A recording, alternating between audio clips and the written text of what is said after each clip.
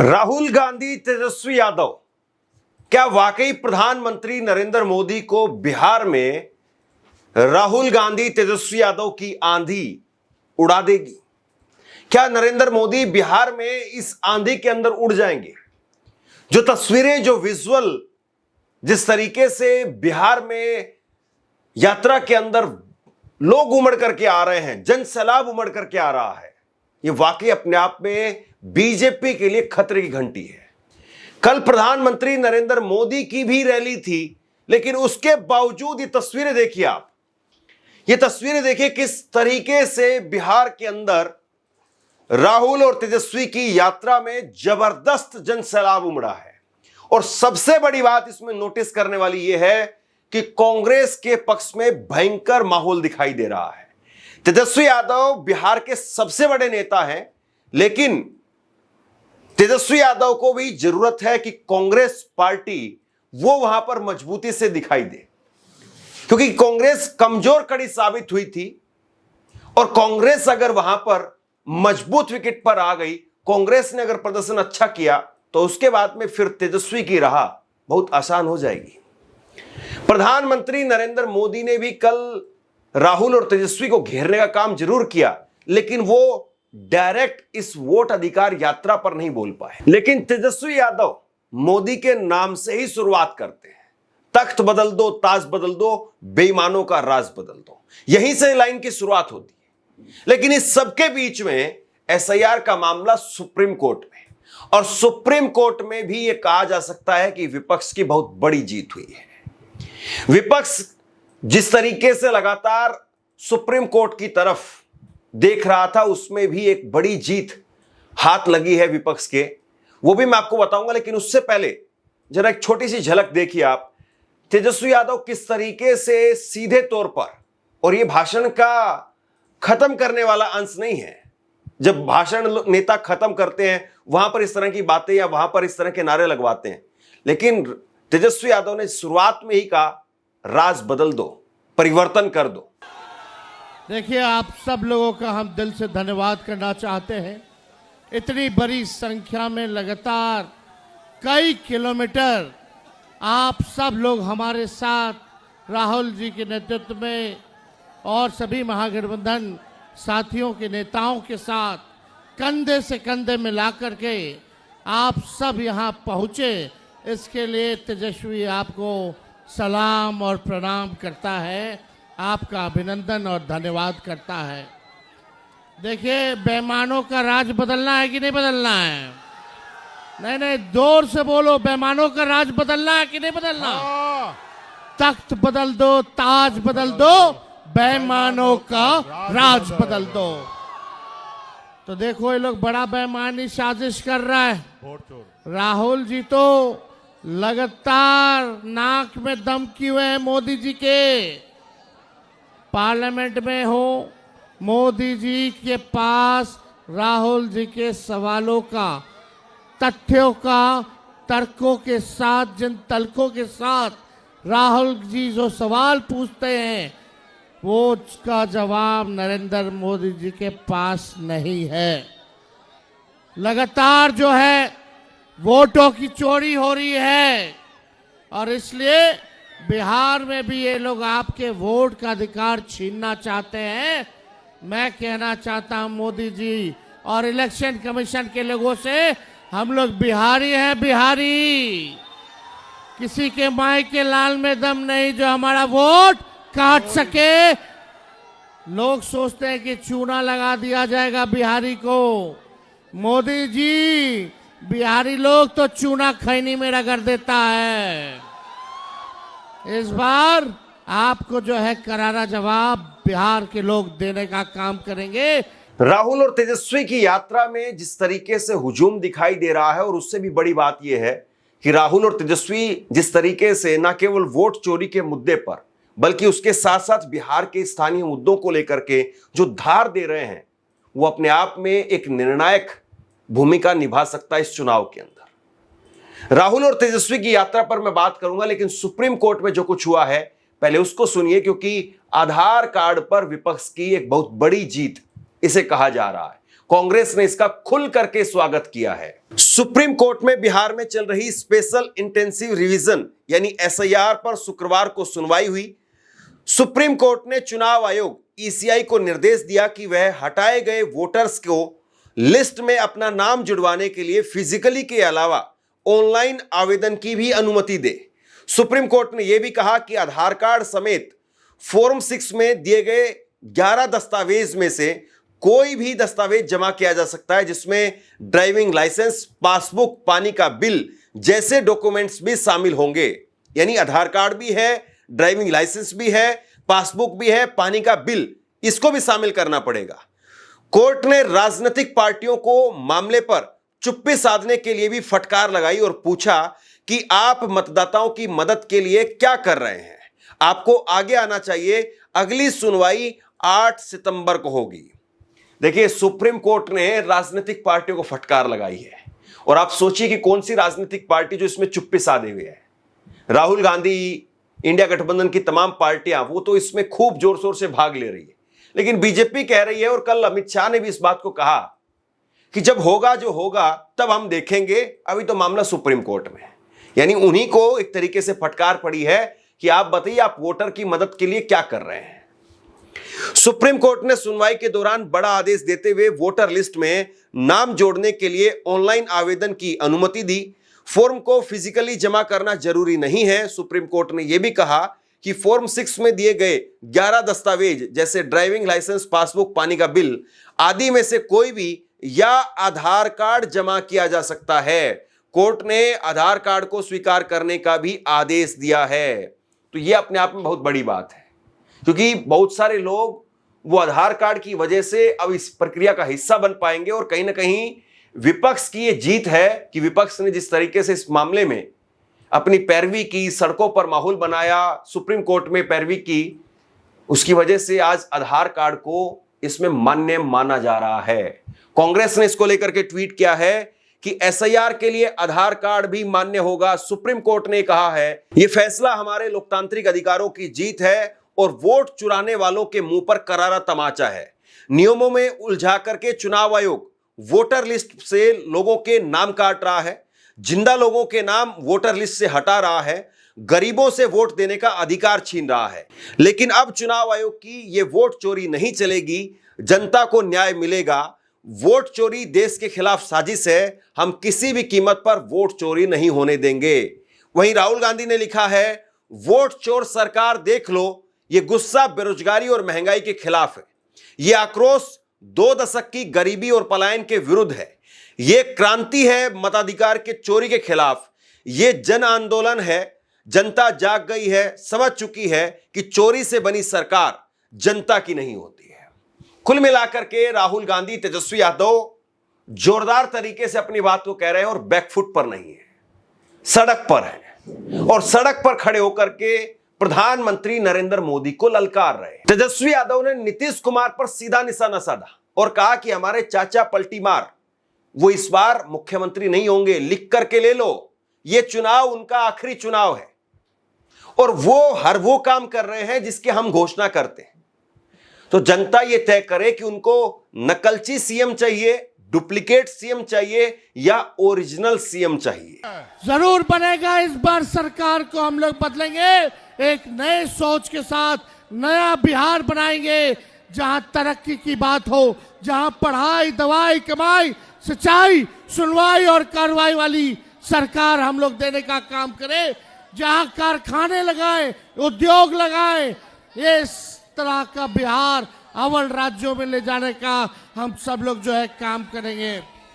ये सरकार, मुख्यमंत्री जी नीतीश चाचा हमारे जो बार बार पलटी मारते हैं, इस बार वे उनका अंतिम चुनाव होने जा रहा है। इसके बाद वो दोबारा बिहार के मुख्यमंत्री नहीं बनेंगे, ये आप लोग लिख करके रख लीजिए। उनका हिसाब तो बीजेपी आने वाले समय में करने वाली है, लेकिन इस बार हम सब लोग को मिलकर के काम करना है और बेरोजगारी को खत्म करना है। हम लोग नए सोच के हैं।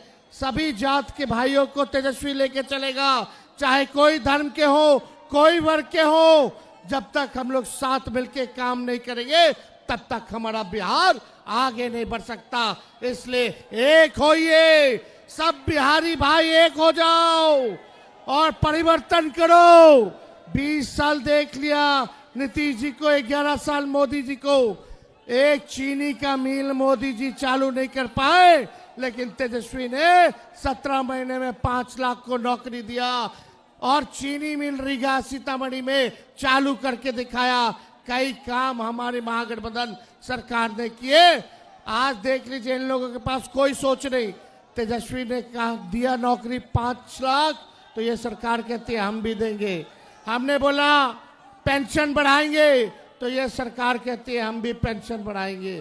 तेजस्वी ने कहा 200 यूनिट फ्री में बिजली देंगे, तो ये भी कहते हैं फ्री में बिजली देंगे। हमने कहा डोमिसाइल लागू करेंगे, ये सरकार कहती है हम भी लागू करेंगे। हमने बोला युवा आयोग का गठन करेंगे, ये सरकार कहती है कि युवा आयोग का गठन करेगी। और तो और जो हमने कहा था कि नौजवान जो अभ्यर्थी होंगे वो फॉर्म का फीस होगा, उसको भी निःशुल्क हम लोग करेंगे। ये सरकार कहती है कि हम भी जो है फॉर्म का फीस कम कर देंगे।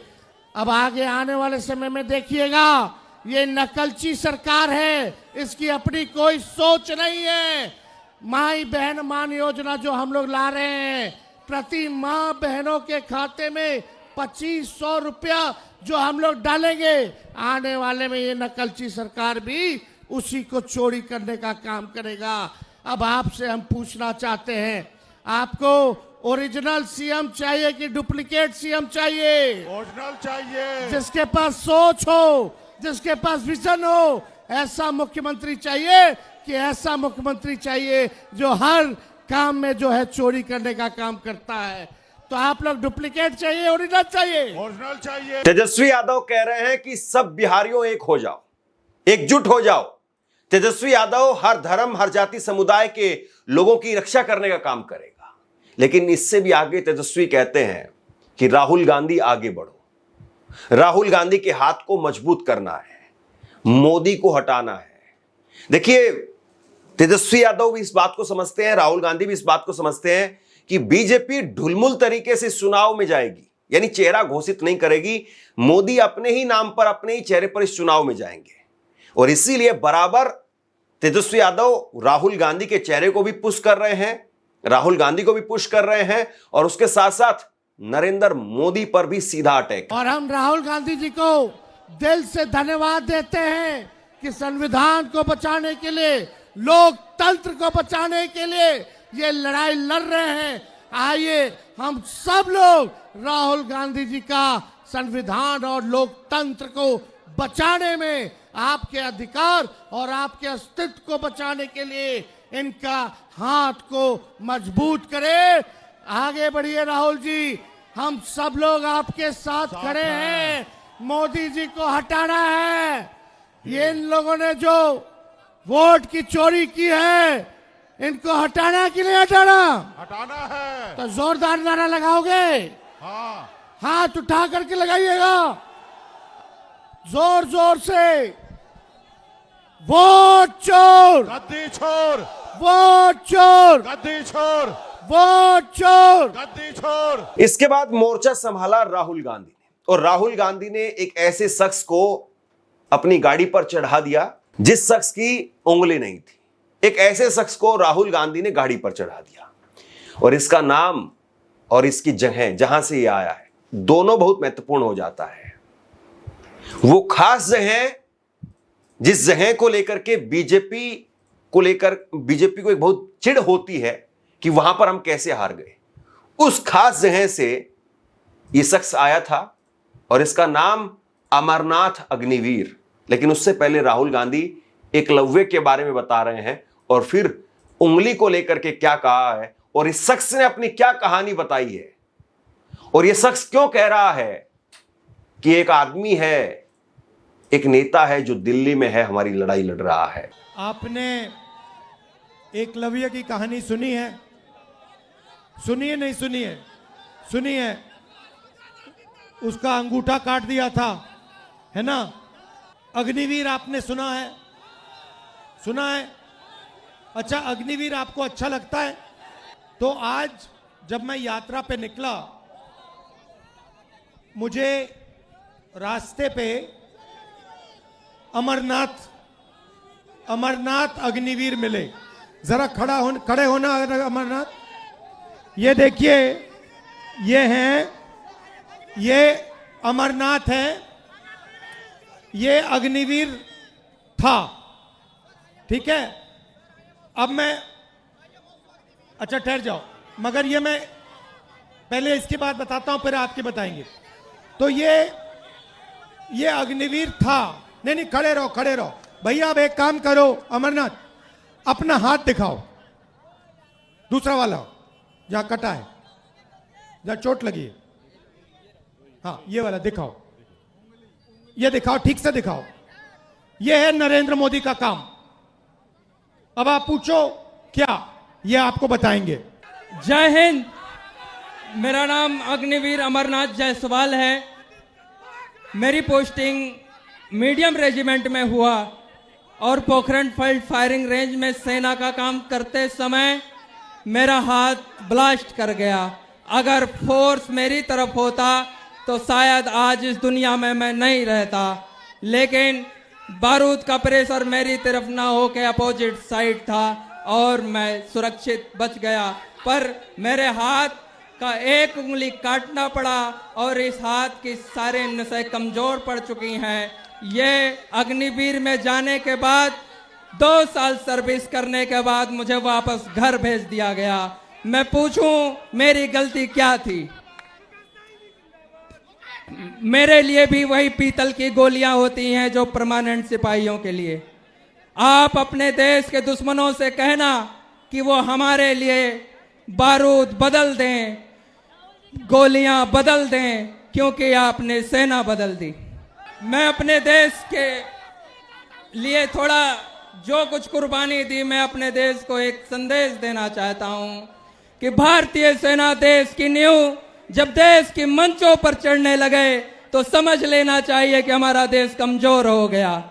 और देश के प्रधानमंत्री को एक संकेत करना चाहता हूं कि आपके सचिव ने, आपके विशेष सलाहकार ने आपको यह सलाह नहीं दिया कि पागल, सेना और शेर नहीं छेड़े जाते, क्योंकि ये पलटवार करते हैं।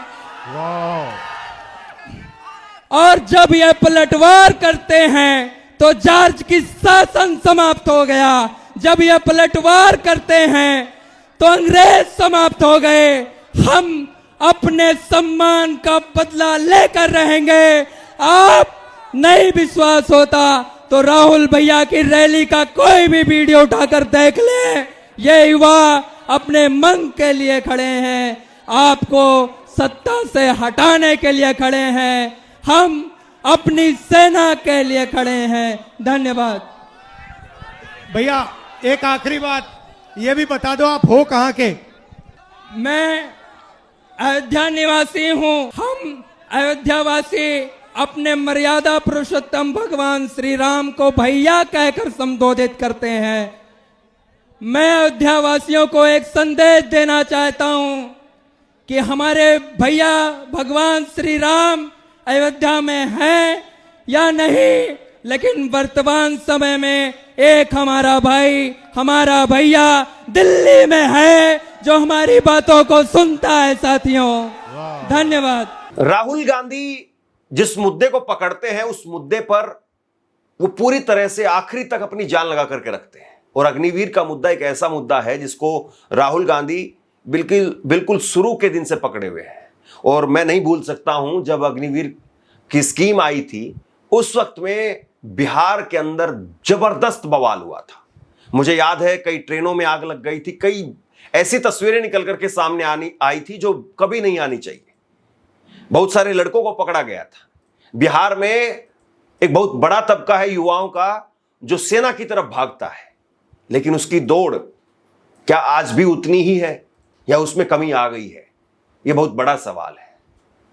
और राहुल गांधी जिस वक्त में बोल रहे थे तो उसके बाद में लाइट कट गई। अब नरेंद्र मोदी जी और इलेक्शन कमीशन मिलकर आपसे आपका वोट छीन रहे हैं, चोरी कर रहे हैं, संविधान पर आक्रमण कर रहे हैं। यह संविधान अंबेडकर जी के खून पसीने से बना, महात्मा गांधी, जवाहरलाल नेहरू, सरदार पटेल, सुभाष चंद्र बोस, इनके खून से बना है। और नरेंद्र मोदी और इलेक्शन कमिश्नर मिलकर आपका वोट आपसे चोरी कर रहे हैं। क्यों चोरी कर रहे हैं? क्योंकि वो जानते हैं कि आपकी शक्ति, आपकी आवाज इस संविधान में है और आपकी आवाज, आपकी शक्ति वोट से सुनाई देती है। आप देखिए यहां पे इन्होंने लाइट ऑफ कर दी, लाइट काट दी, देखा आपने? लाइट काट दी, मगर ये सोचते हैं कि लाइट काटने से आवाज बंद हो जाती है। आवाज नहीं बंद होती, आवाज अंधेरे में सुनाई देती है। और इसीलिए ये आपकी आवाज को बंद करने की कोशिश कर रहे हैं, कह रहे हैं कि भैया आपका जो हक है, जो वोट है, वो आपसे ले लेंगे। महाराष्ट्र में चोरी किया, हरियाणा में चोरी किया, कर्नाटक में चोरी किया, अब बिहार आए हैं और बिहार में इस यात्रा ने इनको मैसेज दिया है, भागलपुर ने, गया ने, पटना देगा कि बिहार में एक वोट चोरी नहीं होने देंगे। एक वोट चोरी नहीं होने देंगे। आज मेरे पास एक व्यक्ति आया, मुझे वोटर कार्ड दिखाता है, कहता है राहुल जी मैंने लोकसभा चुनाव में वोट किया है, मैंने लोकसभा चुनाव में वोट किया है और अब इलेक्शन कमीशन मुझे कह रहा है कि मेरा वोट काटा जा रहा है। मुझसे पूछ रहे हैं वो मेरा वोट क्यों काटा। मैंने उनसे पूछा भैया आपका नाम क्या है, नाम क्या है, नाम बताया। फिर मैंने कहा कौन सी पार्टी के लिए वोट करते हो, कहता है कांग्रेस पार्टी। मैंने कहा समझ गए बात, क्यों काटा है आपका वोट? क्योंकि आप कांग्रेस पार्टी को वोट देते हो, आप आरजेडी को वोट देते हो, आप वीआईपी को वोट देते हो, आप सीपीआईएमएल को वोट देते हो, इसलिए आपका वोट काटा जा रहा है। सीधी सी बात है। इसके बाद में राहुल गांधी ने कहा कि आज भी वोट चोर महाराज, नरेंद्र मोदी को नया नाम दे रहे हैं, वोट चोर महाराज, वो बिहार आए थे और जुमलों की बारिश करके गए। चोर, गद्दी छोड़, वोट चोर, गद्दी छोड़। और अब वोट चोर महाराज बिहार आए, आज गया गए और कहते हैं एसआईआर की बात करते हैं। भाई और बहनों, एसआईआर की बात करते हैं और मैंने जो मुद्दा उठाया, जो माधेपुरा कर्नाटक की एक विधानसभा में 1 लाख फर्जी वोट निकले,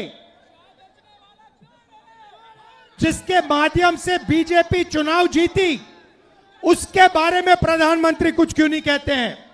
हरियाणा के चुनाव के बारे में कुछ क्यों नहीं कहते? महाराष्ट्र के चुनाव के बारे में कुछ क्यों नहीं कहते? मणिपुर में जो हो रहा है उसके बारे में कुछ क्यों नहीं कहते?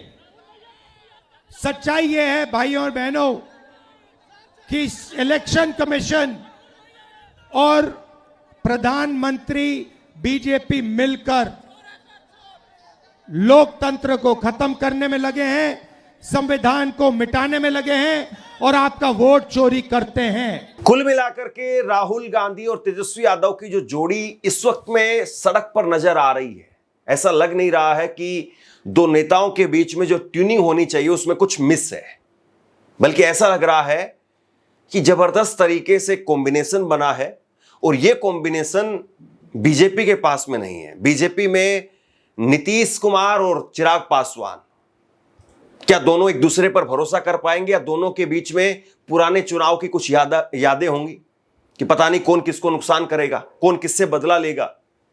चिराग पासवान और नीतीश के बीच में अगर टक्कर है तो दूसरी तरफ मांझी और नीतीश कुमार के बीच में भी है।